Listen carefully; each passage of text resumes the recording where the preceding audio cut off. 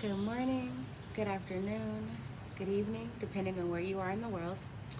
My name is Brittany Harris. I use she and they pronouns, and I am so thrilled to be your 2021 Women's Summit keynote speaker. Although I spent the first 10 years of my career in higher ed working in student affairs, I currently work at Sierra Club. Sierra Club is the country's oldest and largest environmental organization, and by country I mean the US. And it is an honor and a privilege at this current moment to be doing intersectional environmental justice work. Climate change is one of the most pressing issues of this time, and I feel a deep sense of urgency to be connecting climate change and the impacts of climate change to issues of white supremacy, global colonization, anti-blackness, capitalism, patriarchy. And so it is a really interesting time to be doing this work, but a fun and exciting time. It's hard, but I'm so grateful to have the opportunity to do work that I really care about. This opportunity to speak with you is also exciting because this is the first keynote I've ever recorded. And it is the first keynote engagement I've done abroad. I am currently speaking to you all from Kumasi, Ghana in West Africa. And I am so honored to be your concluding guest speaker for not only Women's History Month, but this month-long celebration that Delaware Valley is putting on. First, I would like to thank my sister friend, Evie Hunter, for thinking of me and giving me the time and space to share some words of encouragement with you all as we culminate this time together. I am always honored and grateful for opportunities to pour into other women and femmes, especially women who oftentimes find themselves on the margins, fighting to be seen and heard. In addition to thanking Evie for allowing me this moment, I also want to send a huge congratulations to her and the entire team for coordinating this 2021 Women's Summit. And just want to send some gratitude to you all.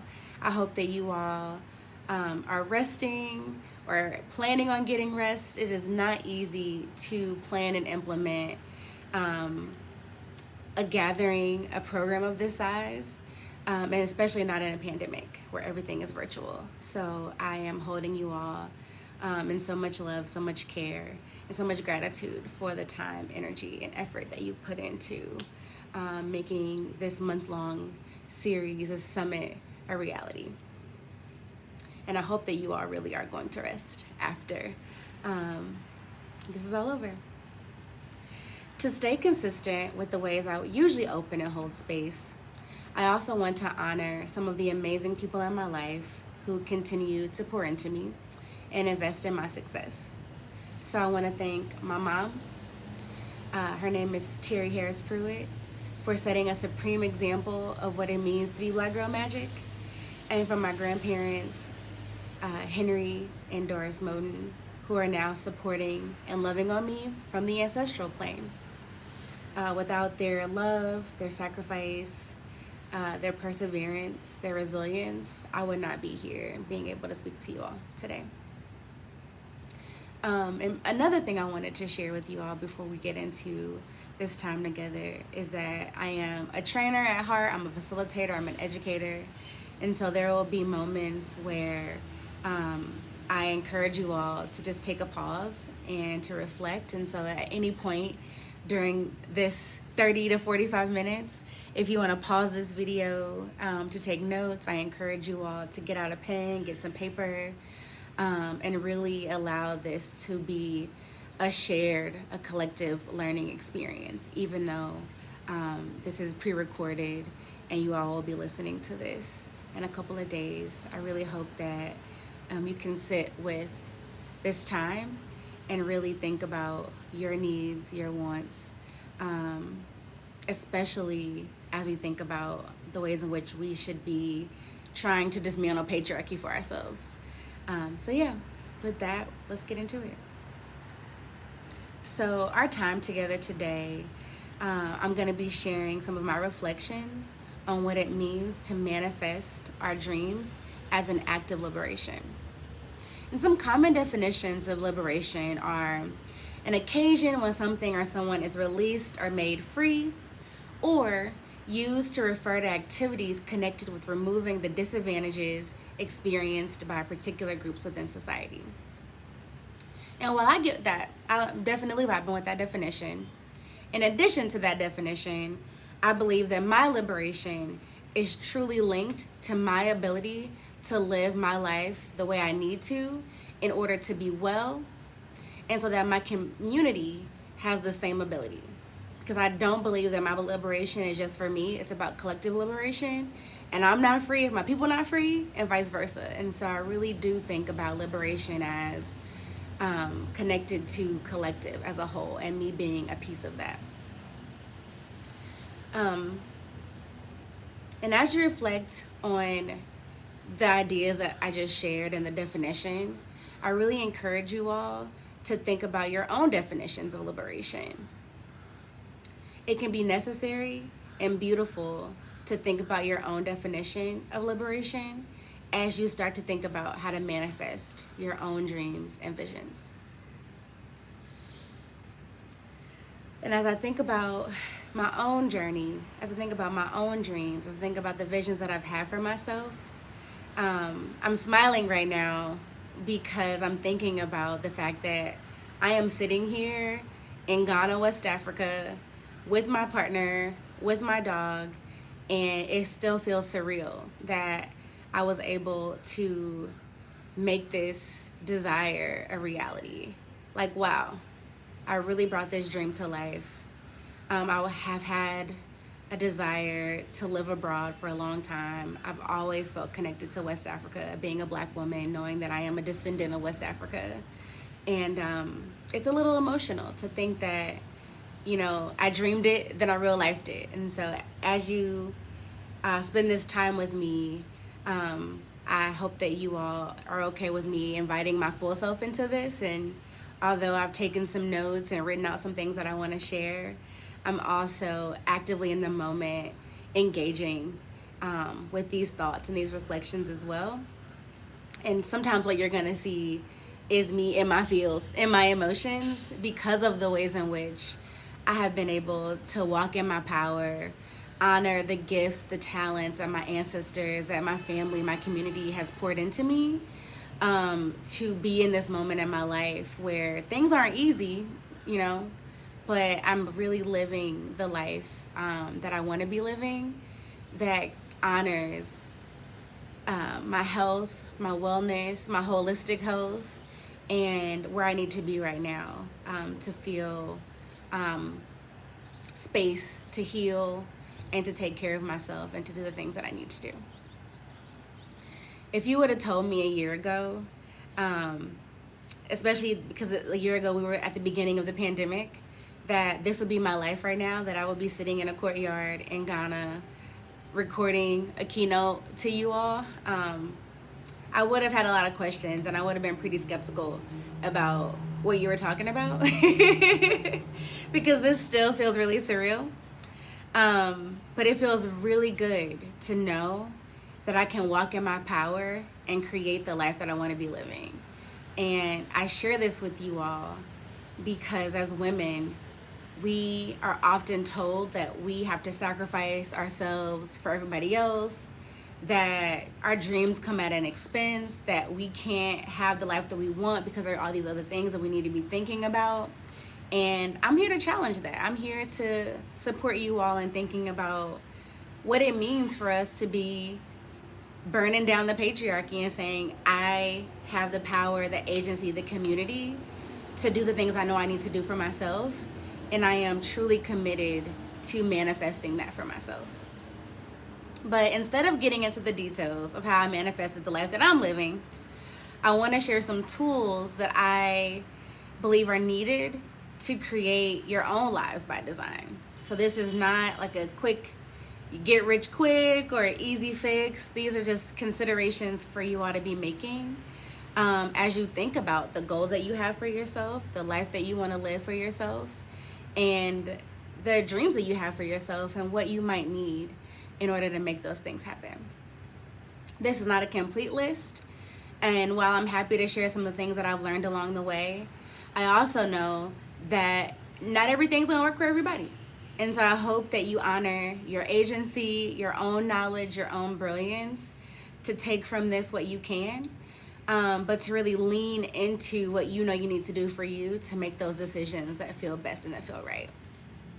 I also want to acknowledge the ways in which white supremacy, patriarchy, capitalism, and ableism have created barriers to our success, especially as women of color. As a Black woman, I feel those intersecting oppressive systems so heavily.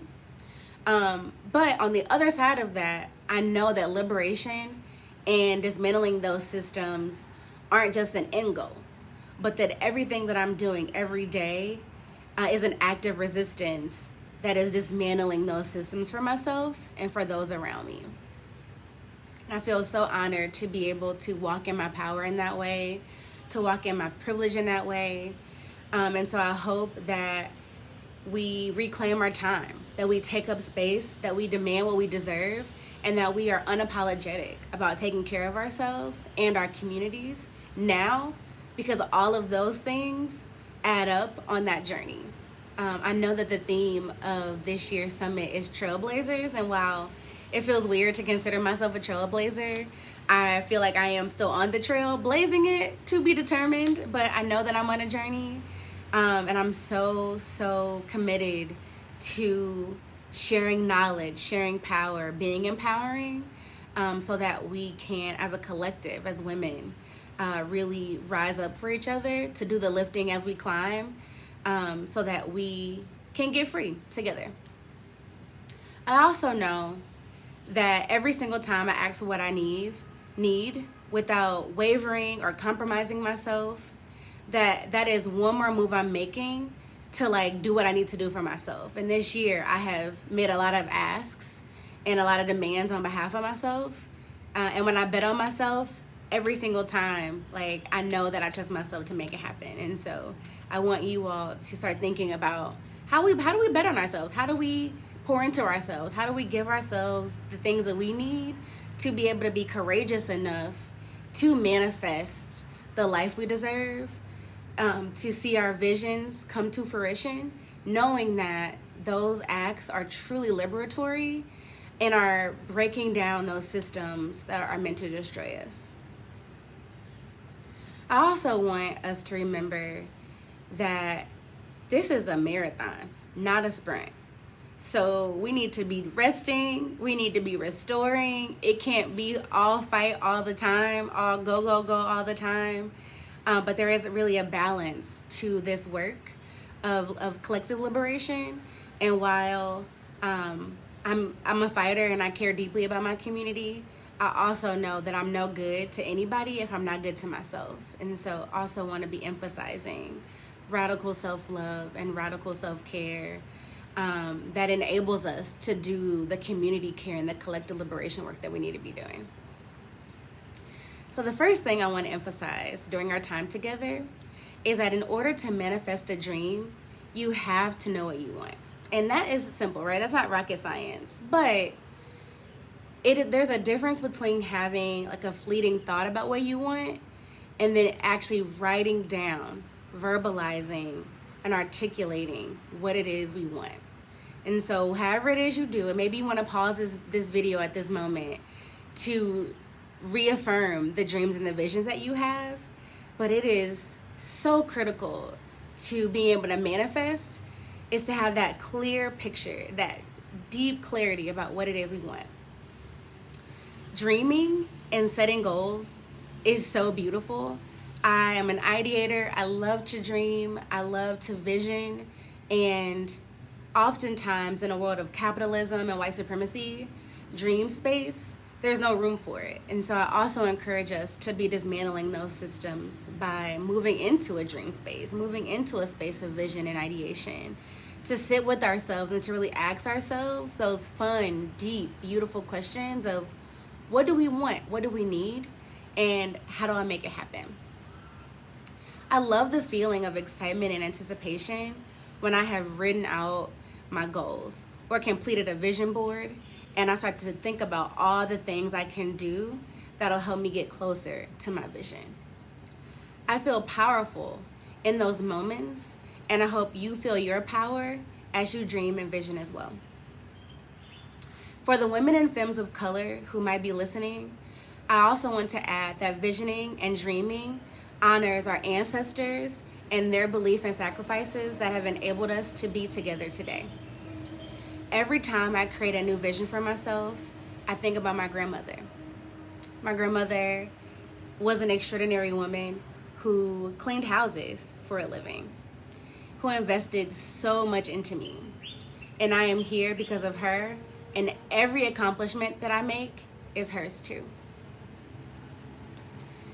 In addition to knowing what you want, finding strength in that clarity, there's a power in being able to filter out all the other people's voices who have an opinion about what you should be doing. And I know that, again, that's not rocket science. Our family loves us. Our friends love us. Sometimes we have a really bold vision and our family is like, ooh, but what about this? What about that? And I'm here to affirm you in knowing that it's okay for family and friends to have that opinion. But when you have the clarity that you need, knowing what you want, it is really easy to start to filter out all of the outside noise that might get in the way of us really being able to invest in our vision.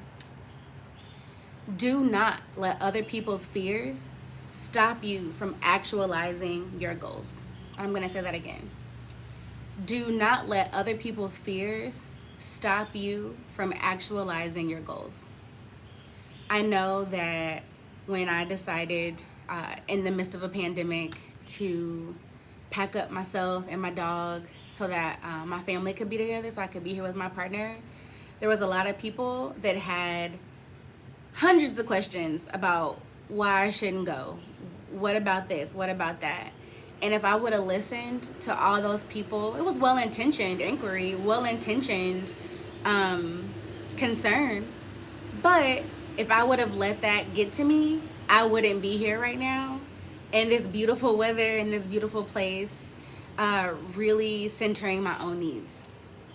And while it is helpful to weigh out the pros, the cons, the obstacles, and the work necessary to manifest our dreams,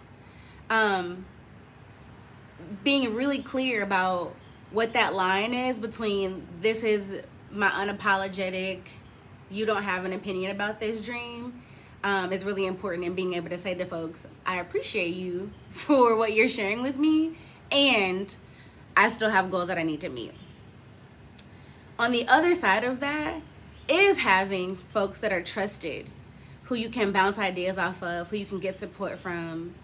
And again, even though those might be your people who are supporting you, who are, being a sounding board for your dreams, for your plans, for your ideas, their opinions are still just that, opinions.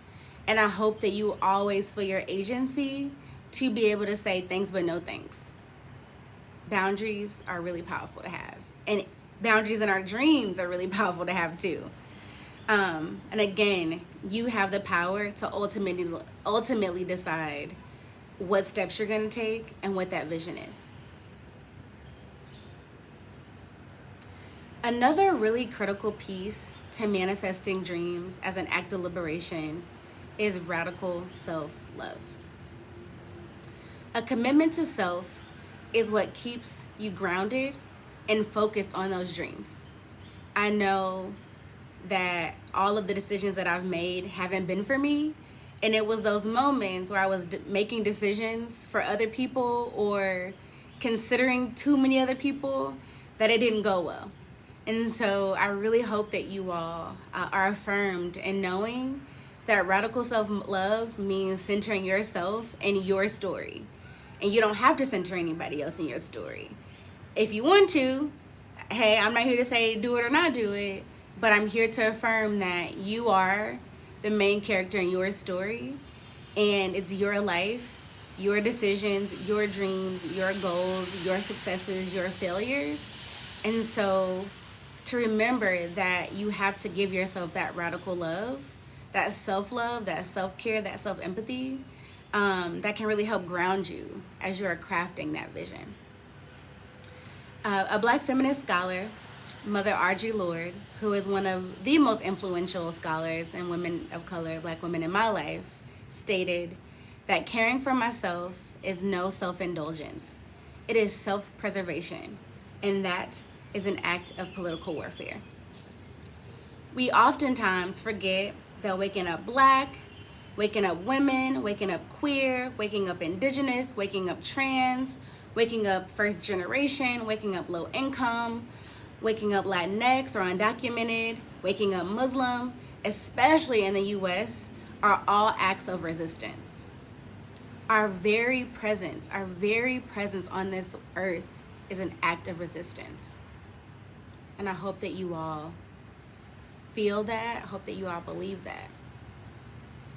It is a beautiful and powerful thought to recognize that you are working against the powers that be, all the obstacles and the systems of oppression, just by existing. And even as I say that, it feels powerful and heavy. Like I always say, and many of us have heard before, that resilience is unfair. Like, it is unfair that every day we are resisting, and it's a fact, and I hope that we're proud of that. Everything else we do that shows our brilliance and fortitude is literally just extra. It is extra credit. It is extra icing on the cake. I've heard that saying, all I gotta do is stay Black and die. Like, I am so honored to know that every day I wake up, I put my shoes on, put my glasses on, put these earrings on, and I'm ready to go. And my ancestors are like, yes, girl, like, you're doing it. You're living, you're thriving. Some days I'm not, some days I'm surviving. And my very existence is an act of resistance, an act of liberation, a show that we are going to persevere and be resilient in the midst of all of the obstacles that come our way. And I'm not saying that we shouldn't resist in other ways, but what I am saying is that we are resistance personified, especially as women of color. And I think that's really dope. I think that that is amazing, and I'm always honored to think about the fact that I'm here in this moment with a purpose, and that my very being is a show that we are not easily broken. Because of the hourly, daily, weekly, monthly, yearly work we put into existing in a society that was not designed for us, we must pour love and care into ourselves and our communities. And we must use these acts as acts of political warfare, because the personal will always be political. And that's another Audre Lorde gem for y'all. The personal is political, and I deeply, deeply resonate with that. We must choose health as an act of love. We must center our dreams and center ourselves as an act of political warfare, setting boundaries, being able to say no, and being able to be courageous and ask for the things that we need are all acts of love and resistance. We must also understand that radical love, radical empathy, and radical self-care are frameworks that are not one-off instances where we can be kind to ourselves by getting a massage or getting our nails done, treating ourselves to a nice dinner or a bath or taking a nap. Those things are great. But in addition to those things, it is the everyday practice that we do consistently that makes us whole, that makes us well, and that gives us an affirmation that no one can tear us down. And to know that I have the tools in my back pocket if I'm not feeling resilient, if I'm not feeling my power, to be able to pull some resources out of that back pocket to make sure that I'm taking care of myself. And if we can stay committed to this kind of radical love, there are not many things that can stand in our way of getting what we want and what we need. And again, being able to ask, demand, advocate for ourselves is so critical in getting what we need. As I'm reflecting on this, I think about the mortality rates for Black women in labor and delivery during pregnancy in the United States, and how so many of those stories are about us advocating for ourselves and either not being heard or not having folks who to advocate for us. And so I want to encourage us to amplify voices for each other, to not ever be afraid to advocate for what you need, and to have a collective of people who can help you amplify that, who can help you fight when you are asking for something and it's not being met. Like, who can you turn to? Who's in your corner? Who's a part of your coalition that can help you make that happen? I'm reflecting on my own journey this past year and how there were so many women of color in my life who showed up, who showed out, who continue to show up and show out for me so that I can get my needs met. And how easy it is for me to reciprocate that gift of amplifying, supporting, advocating, being a cheerleader for them, because I know that me getting free isn't just the goal, but it's us getting free.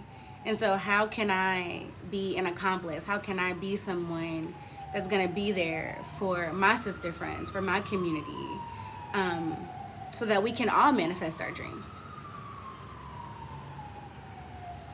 I also want to be transparent in the fact that I haven't yet mastered the art of radical self-care and love and fiercely advocating for myself. Like, I'm good at it some days I'm not the best, but it really is a lifelong journey and a lifelong process.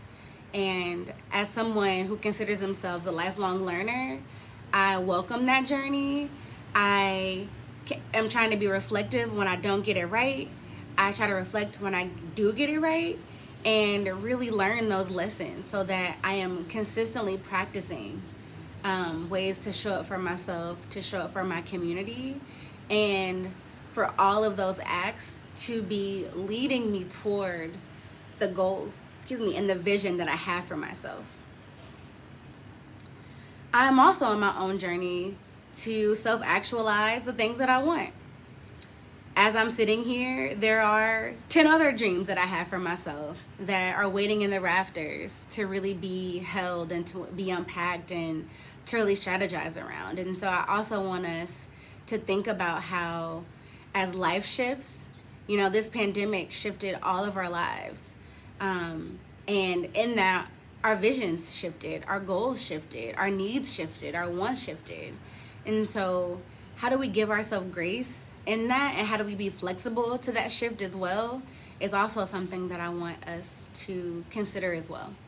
That this isn't a rat race. This isn't the capitalist mindset of productivity and I have to be everything for everybody and myself all the time. This is, I have a vision for how I want to sustain my mental health, my physical health, my emotional health, my spiritual health, my financial health, my relationships with my friends, my family, my loved ones, my partner, the relationship that I have with myself, and what are the conditions that I need, the optimal conditions that I need to be able to do that, to be able to say every day I can wake up and be whole for myself and take care of myself, or at least have the access to the resources that I need to be able to take care of myself, to do the things that we need. And I also know that my success isn't just my own, and that I'm here to make sure that I am lifting as I climb, to make sure that I am creating pathways for my people too.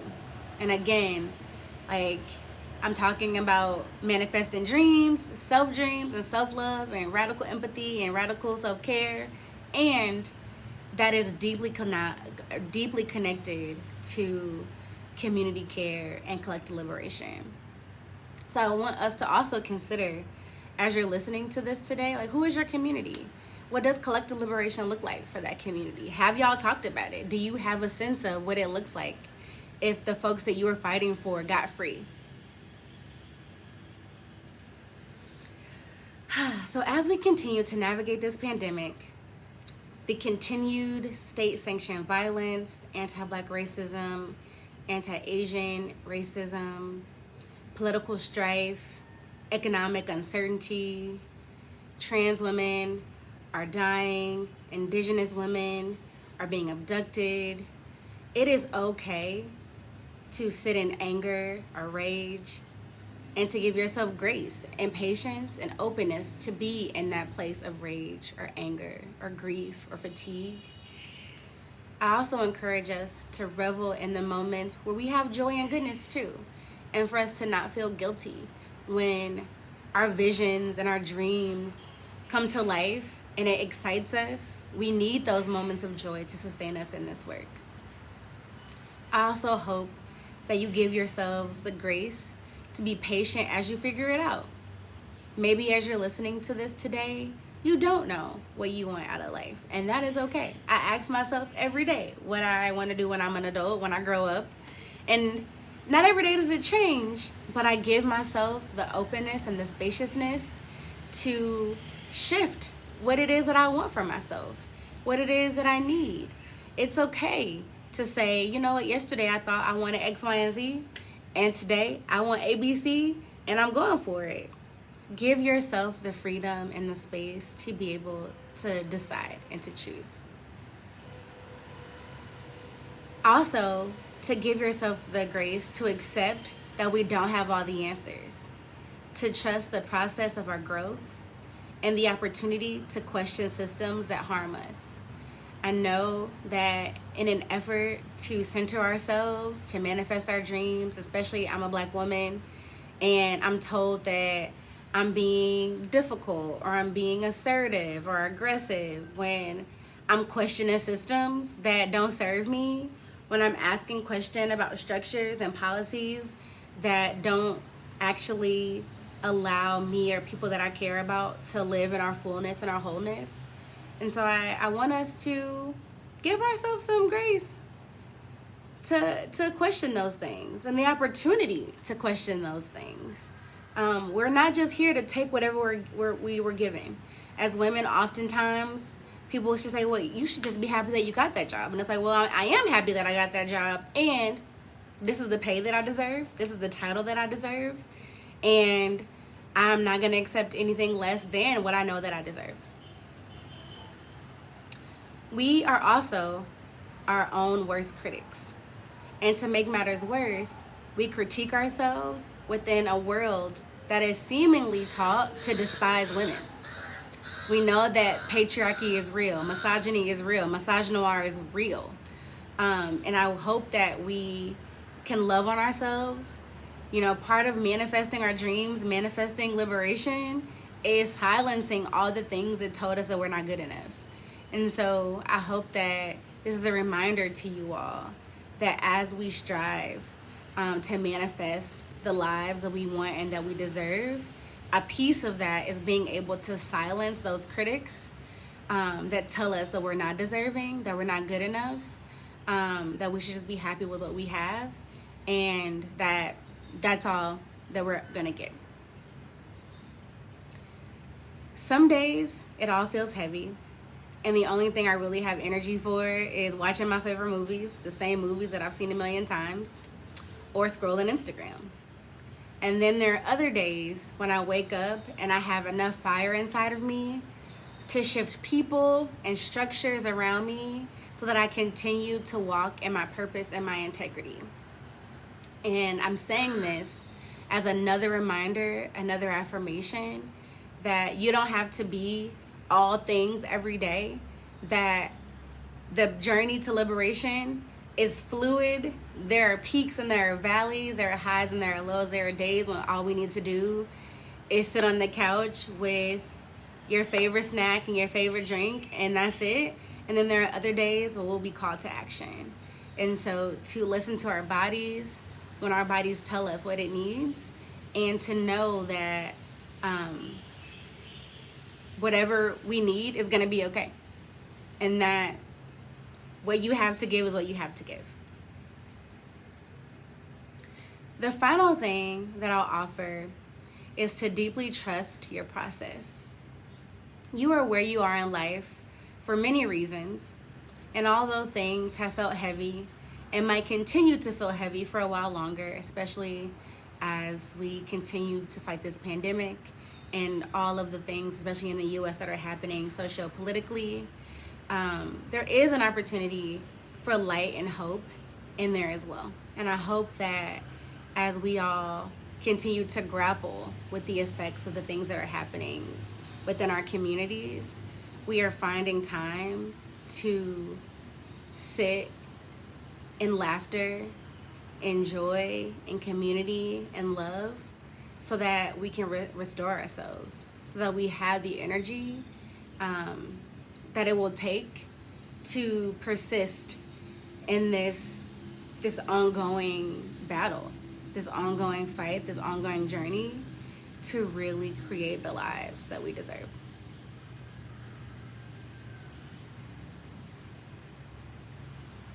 I want you all to take this moment, if you haven't paused this video yet, to start to really think about your dreams. I want you to write them down, whether it's in a journal, whether it's on a sticky note, whether that's in your iPhone note section, whether it's a vision board, whether you speak it into social media sphere, if you write it on Instagram or Twitter or Facebook. Write those dreams out. Share those dreams. That is so critical to holding yourself accountable to those dreams. Then as you share those dreams, have people in your life that you can be accountable to say, hey, can you check in on me? These are the goals that I have for 2021. These are the goals that I have for the next 3 months. I need you to hold me accountable for the things that I said I was gonna do. Can you be that person in my life? And so as we close, I want to just take this moment to affirm that as women, we are powerful. As women, we deserve what we want and what we need in this world, in this life. That there is a divine, innate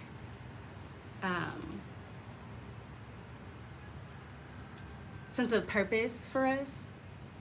I read a thing a few years ago that said, I wasn't born to just pay bills and die. And I hope that you hear that. You weren't just born to pay bills and die. We were born to thrive. We were born to be in this world and live in purpose and walk in purpose, to be held and to hold our community, to be able to challenge systems that don't serve us, to enter and exit relationships as we need to that don't serve us, and to fiercely advocate for what it is we want and what we need. And although some days it can feel impossible for that to happen, I hope that this serves as a reminder that there are women in your life, there are other folks in your life who can amplify your voice, who can hold you when you need to be held, who can help amplify that voice, who can help advocate for you. And so find out who those people are. Cling to those people.